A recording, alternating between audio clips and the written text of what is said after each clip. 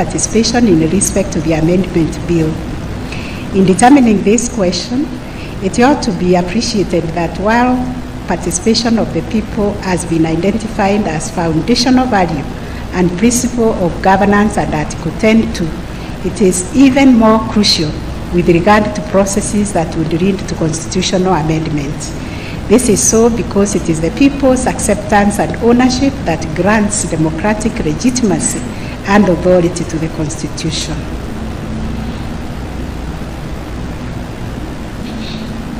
It is against the standards that are set in the case of BAT by this court that I proceeded to examine whether there was public participation as regards the Constitutional Amendment Bill 2020.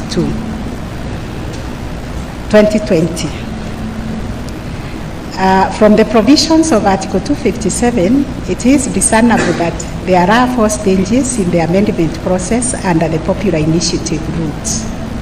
The initiation stage, that is the correction of signatures, which typically involves the promoters of the initiative setting the referendum agenda. However, this is to be within the context of the constitutionally guaranteed opportunities for citizens to influence the process. It is also not lost to me that an onerous requirement that a promoter conducts public participation before presenting signatures for verification at this stage would be unreasonable, because the whole process may be rejected by IEBC like it did the 2 popular initiatives dubbed Okoa Kenya and Punguza Mizigo. Moreover, unlike subsequent stages where the cost of public participation is borne by the public bodies, that is the county assemblies, the IEBC, the cost of public participation will be borne by citizens or a group of citizens. In such a context, I am of the view that the requirement of public participation during the period proceeding and during the collection of signature under the popular initiative process should not impose onerous requirements on a promoter of the initiative. The second stage, which is the assembly stage, seems to lend itself more to public participation. This is because the Constitution imposes a normative obligation for the public participation in legislative affairs. Moreover, a timeline of 3 months within which county assemblies ought to consider the bill of the constitutional amendment supports a reading that assemblies must solicit for input from the public. The third stage, that is passage through the Houses of Parliament, is another key stage for public participation. The fourth, the referendum stage, is intended to serve as a national deliberative moment. Hence, duty bearers, including IEBC, have an obligation to facilitate a broad participatory process that includes this stage for public participation. It is important to reiterate that the requisite mode, degree, scope, and extent of public participation or sufficiency thereof is to be determined based on the peculiar circumstances of each case. Nonetheless, public participation must not be an illusion, but a meaningful engagement. On the question of whether there was reasonable public participation and the question of burden of proof, Okwengu and Kiagi JJA held the view, and rightly so, that by dint of Section 112 of the Evidence Act, once there is an allegation of lack of public participation, the burden shifts to the person charged with the responsibility of performing the same to establish adequate participation. However, Tuyot JA arrived at a slightly different conclusion. In his view, the burden could only shift to the promoters of the amendment bill if there was evidence to the effect that the persons or person who appended their signature in the support of the bill were not aware of the amendment bill. The evidence before the court shows there was a reasonable attempt at public participation with respect to the impugned initiative. This view is supported by the evidence of Dennis Waweru, co-chairperson of the BBI National Secretariat. In his affidavit sworn on 5th February 2022, which was in response to petition number 416 of 2020 by Morara Omoke. It reports that BBI Task Force Steering Committee and the amendment bill were products of comprehensive consultative public engagement all over the Republic, which process entailed voluntary nationwide public participation.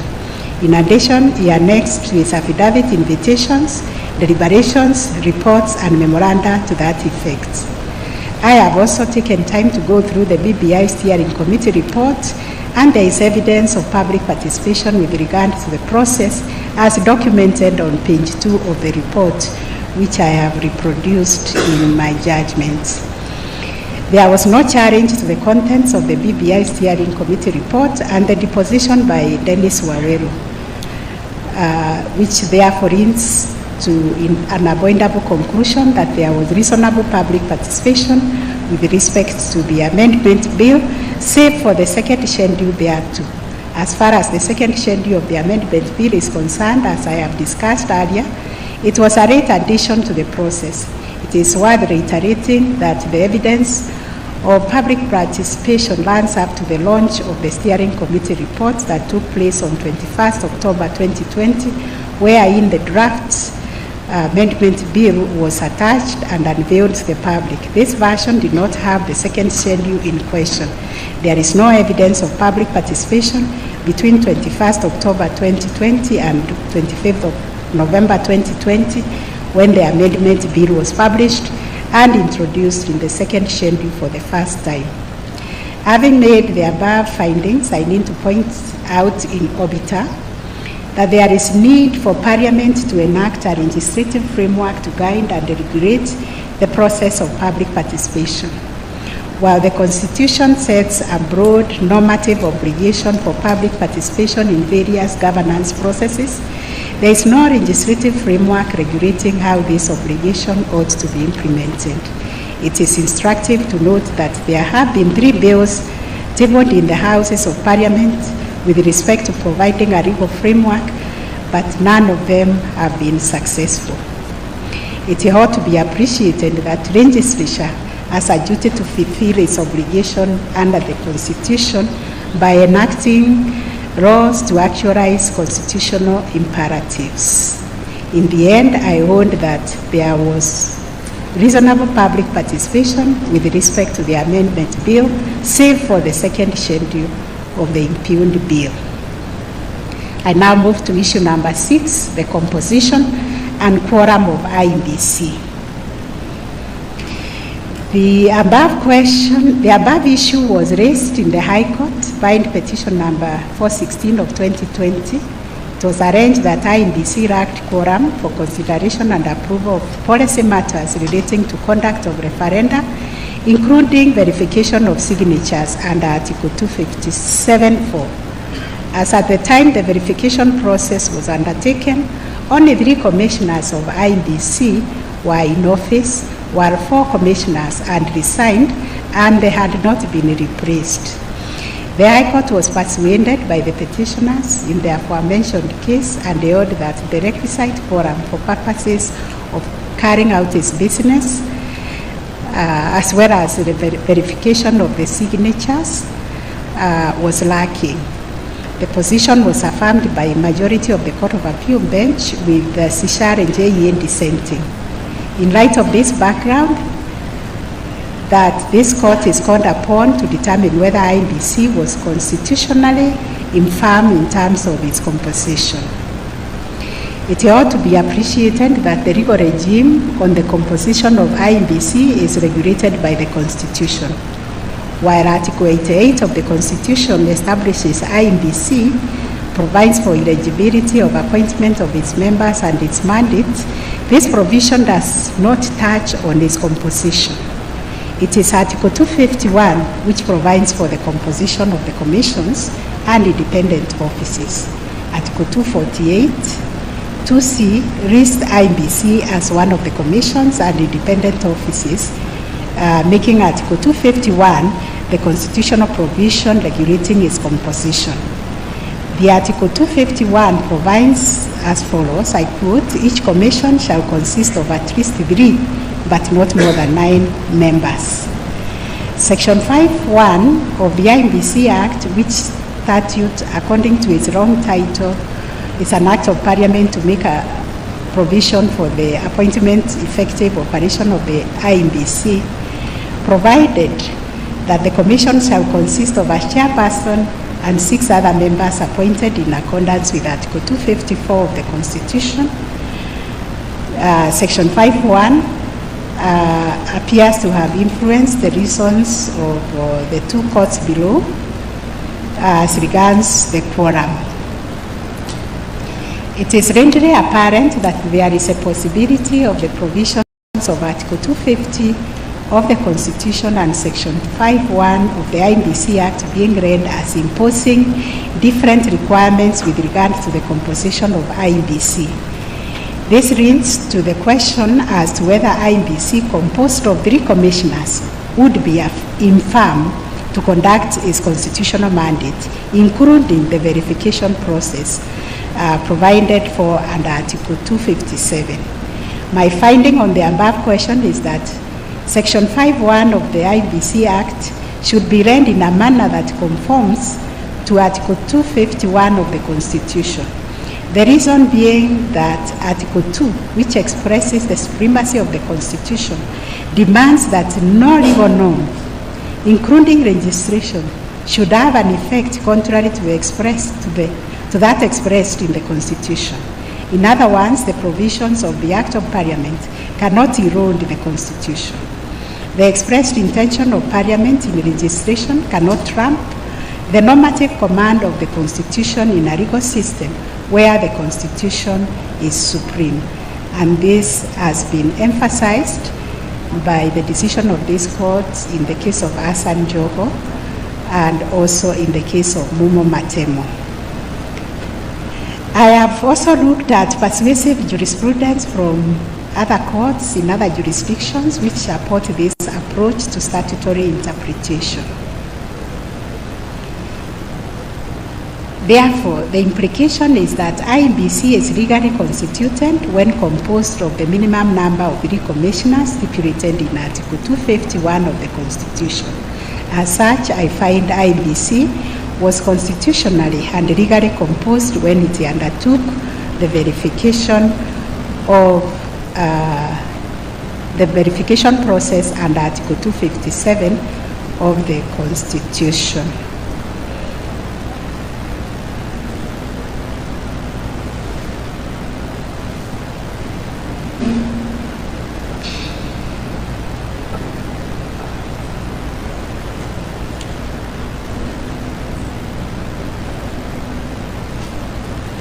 This now takes me to the last issue. Issue number 7. On this issue, the High Court determined that Article 257(10) of the Constitution requires all specific proposed amendments to be submitted as separate and distinct referendum questions to the people in a referendum ballot paper, which are to be voted for separately and distinctively. This finding was affirmed by Nambuye, Okwengu, Kiagi, Katembo, J.A. and a qualifier subject to the nature of the proposed amendments. Musinga J.A. disagreed with the learned judges of the High Court and held that what is to be subjected to the referendum is an amendment bill which the people are to approve or disapprove. On his part, Tuyot J.A. held that since IEBC had not received the requisites and had not discharged its responsibility of framing the questions, the matter was not ripe for determination. The first question for determination is a preliminary one, which is whether the question on formulation of referendum question was ripe for determination. The doctrine of ripeness focuses on when a dispute has matured. prevents parties from approaching a court before a party has been subjected to any prejudice or real threat of prejudice as a result of a registration or conduct that is challenged.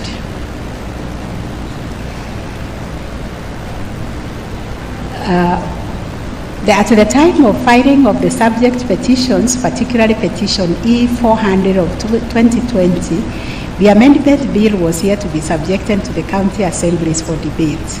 This means that IEBC was yet to be invited to make a determination on the manner and form of the referendum questions, taking into consideration that IEBC obligation under Article 257(10) of the Constitution and not a reason to yacht JEA was right in finding that there was no live controversy before the High Court, which ought to have declined to make a determination on this case.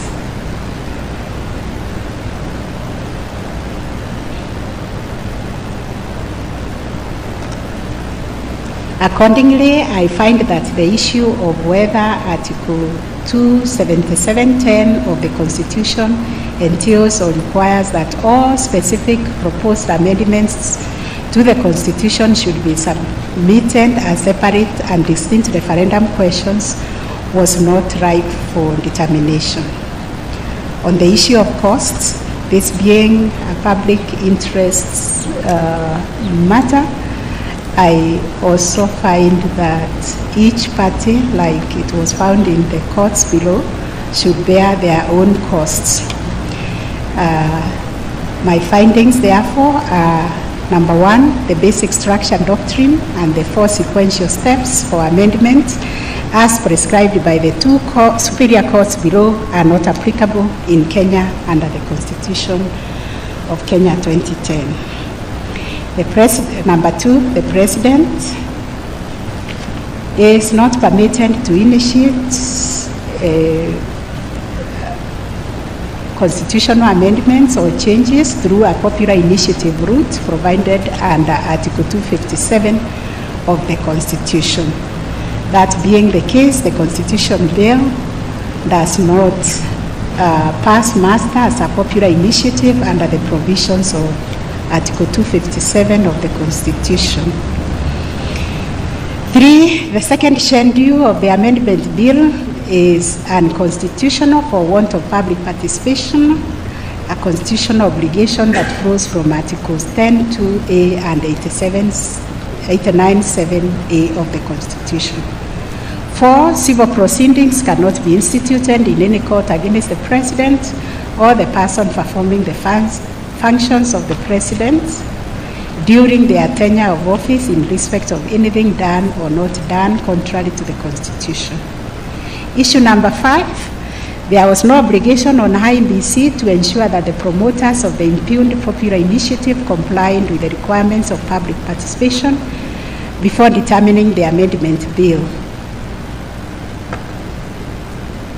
In addition, there was public participation with respect to the amendment bill, save with respect to the second schedule of the impugned bill. Issue number 6, IEBC and the requisite quorum to undertake the verification of signatures in support of the amendment bill under Article 257(4) of the Constitution. 7, I find the question raised regarding the interpretation of Article 257(10) of the Constitution on whether or not it entails or requires that all specific proposed amendments to the Constitution should be submitted as separate and distinct referendum questions was not ripe for determination. And lastly, on costs, this being a public interest matter, I find each party should bear their own costs of this litigation and also the other courts below. That is my judgment. I will now request the Honorable Justice Ouko to read his judgment. Thank you, Judge President. This is a summarized version of my judgment. This appeal, consolidating 2 others, marks the first time in the history of the Supreme Court of Kenya to determine the remit of constitutional amendment through a popular initiative and Article 257 of the Constitution. The road traveled by Kenyans since 1991 in search of a new constitution, culminating in the 2010 document, has been sinuous and meandering. A road characterized by violent demonstrations, protests, mass actions, and even loss of life. Like the biblical narrow road which leadeth unto life, it was the way, the only way to a new beginning. And so a road characterized by violent demonstrations, protests, mass actions, and even loss of life. Of his pen, President Mike, like the biblical narrow road which leadeth unto life of a new era. It was the way, before the only way to a new beginning. People, and so a road cannons broke into a 21-gun salute. The president released 2 white doves as a sign of peace, love, hope, marking the birth of the Second Republic. Having emerged from this phase, Kenya embarked on building constitutionalism, giving meaning to the terms and values of the supreme law to which Kenyans must turn to for protection in times of need. It was time for the people to read meaning into its words. It's only through this robust enforcement, application, and interpretation by courageous citizens, lawyers, legislature, executive, and even more so by judges, that the Constitution will be safeguarded to realize the Kenyan dream contained in the preamble. And so, with the difficult history of constitution making enumerated in the lead judgment of the Honorable the Chief Justice, the question I pose: have the Kenyan people stayed true to the promise in the preamble that we, the people of Kenya, adopt, enact, and give this constitution to ourselves and to our future generations? So there were 7 issues that were framed, the first one being that on basic structure doctrine, and that's the one I now turn to. In the last 50 years, since the Supreme Court of India decided Kesavananda case, the name Kesavananda has been synonymous with the basic structure doctrine, and although the term basic structure has not been used, has been used in a few cases in this country in the past, it is during the hearing of this case from the High Court through to this court that it became a household name. I suppose, knowing Kenyans in our true unique sense, there may be children today who are called basic structure, perhaps basic structure George Ochola. Just as there may be also in India children born in the 1970s who are given the name Kesavananda after the Hindu spiritual leader who lent his name to the iconic case as the petitioner. Unfortunately, I believe you are all aware, Mr. Kesavananda passed on the 6th September 2020 at the age of 79 years.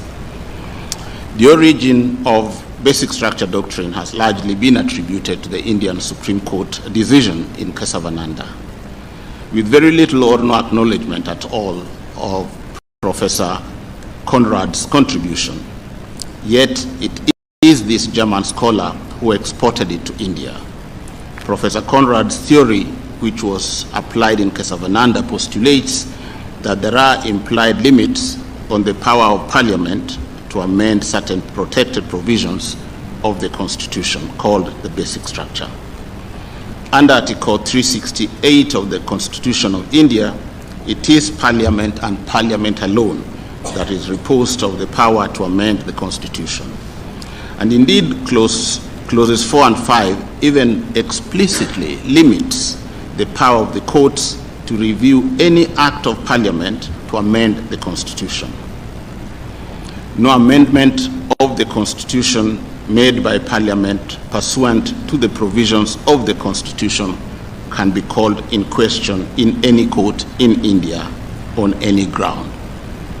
However, in construing Article 368 and the limitations on the powers of the court to question the power of Parliament, notwithstanding, the Supreme Court in Casavananda held that although the article donates exclusive power to Parliament to amend any provision of the Constitution in accordance with the procedure in that article, the powers could not be used to damage, emasculate, destroy, abrogate, change, or alter the basic structure or the framework of the Constitution.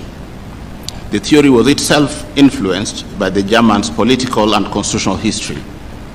Under Article 76 of the Germans' original constitution, called the Weimar Constitution, Parliament had the power to amend the Constitution with the procedural restraints that required 2/3 votes of the members of its parliament to pass an amendment. Adolf Hitler, that well-known but reviled figure in history, used this same procedure, a procedure which is anchored in the Constitution, effortlessly to overhaul the entire Weimar Constitution, and arbitrarily took away rights to freedoms of speech, expression, association, and habeas corpus.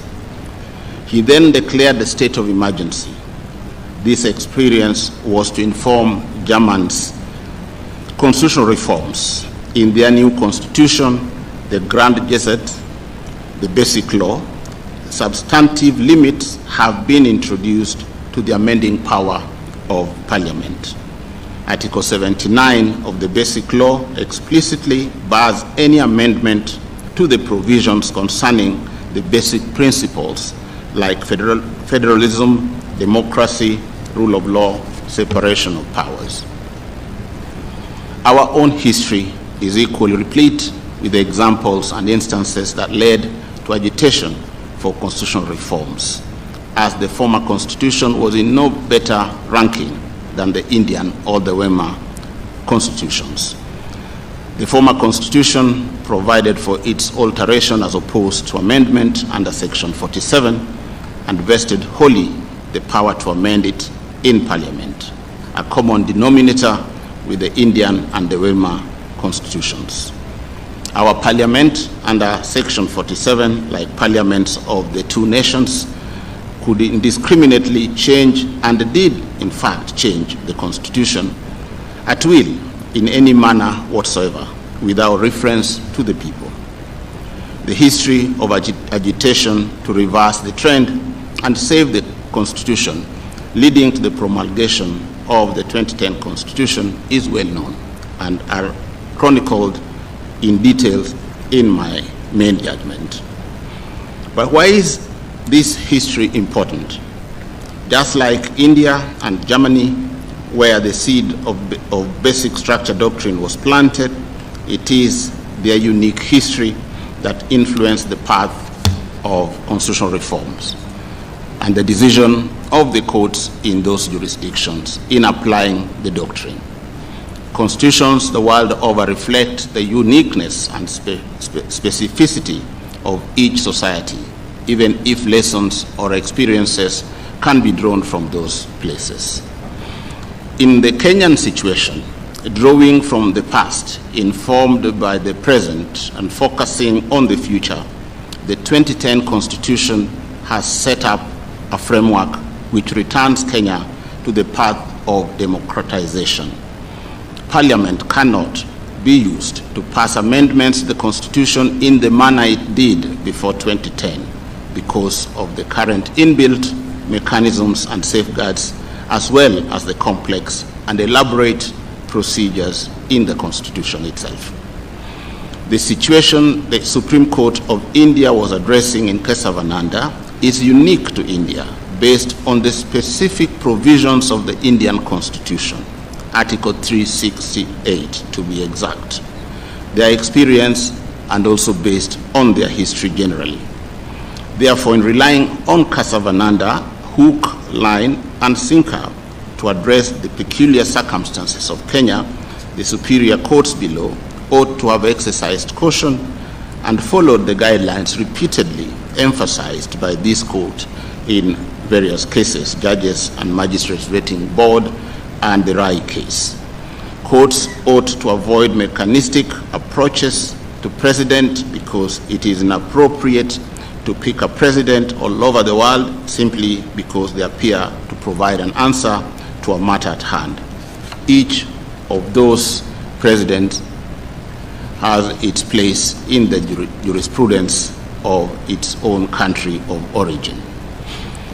There was justification to rely on Kesavananda in interpreting Section 47 of the former Constitution in the Njoya case because at the time our constitutional framework was more or less similar to Article 368 of the Indian Constitution in the sense that the power to amend the Constitution reposed in Parliament and Parliament alone. But this is no longer the case in Kenya. Throughout the constitutional making process, from the Bomas draft, the Wako draft, the revised harmonized draft, and the proposed draft constitution, it has been made abundantly clear that since the Constitution embodies the will and aspirations of the people, they must be central to its amendment, and that there ought to be a balance to have a Constitution that is flexible enough for posterity and unforeseen needs, but rigid enough to prevent the abusive hyper-amendments of yesteryears. This balance was achieved by clear, unambiguous, and distinct tiered or multi-staged design model codified in Chapter 16, applying different procedures of amendment for different provisions of the Constitution. Specifically, amendment process of any matters in Article 255(1) is complex and onerous. It requires support of 1 million voters, requires the promoters to draft a bill, which then must be verified by the IEBC, and finally, and approval by the county assemblies and parliament, meeting a certain threshold, and finally ratified in a referendum. Attempts to utilize both parliamentary and popular initiatives have failed essentially because of the tiered or multi-stage design of Chapter 16. You remember the Okoa Kenya Bill 2016, Punguza Mizigo Bill of 2019. To this extent, even the two courts below agree that Article 255(1) embodies the basic structure of the Constitution of Kenya. For me, the most difficult part of the two judgments of the two courts below and the dilemma flowing from them is the imprecise scope and extent of basic structure doctrine. Which provision in the Constitution of Kenya, for instance, are not amendable through the procedure in Chapter 16? What does it mean, for instance, when the High Court and the Court of Appeal accept, on the one hand, that all articles in the Constitution are amendable in accordance with the constitutional procedures provided, but on the other, qualifies the statement by declaring that basic structure of that very Constitution cannot be altered using the amendment power in the Constitution? What does it mean when they declare that the basic structure consists of the preamble, the 18 chapters, the 16 schedules? Is it the Constitution is in entirety as a basic structure? Where do Kenyans who wish to propose amendments to the Constitution go to be shown which provisions cannot be amended using Chapter 16 procedure? Do they go to some deity, some oracle of Delphi, for instance? In interpreting the Constitution, courts must provide pragmatic solutions without adding confusion to the controversy that the parties have brought to them for resolution in the first place. Amending the Constitution is not a light matter, therefore, limitations to its amendment must sufficiently be specific and unambiguous. In India today, because of the nebulous nature of implied limitations to constitutional amendment since Casavananda case, every court has attempted to identify by listing some of the essential structural elements of the Constitution that in their individual perceptions constitute the basic structure of the Indian Constitution on a case-to-case basis. Chapter 16 exhaustively sets out the process of initiating an amendment to the protected provisions. Of course, that process includes public participation and a referendum. That is in answer to the question of where is the juridical basis in the Kenyan context for the proposition by the two courts that the basic structure of the Constitution can only be amended through primary constituent power, which must include four sequential processes, namely civic education, public participation, and coalition of views, constituent assembly, debate, and ultimately a referendum. The last matter under this ground is to consider the unanimous conclusion by both superior courts below that the proposed amendments in the draft bill amounted to dismemberment of the Constitution. Besides the number of articles sought to be amended, the courts were concerned about their overall effect, that they were so far-reaching in character, scope, and content as to, and I quote, shake the foundation and alter the identity and character of the Constitution as to effectively dismember it. The learned judges variously defined the word dismemberment to mean doing any of the following in the Constitution: unmaking, replacing, disassemble, completely change identity, abolish, tear apart, amputate, and rough mutilation.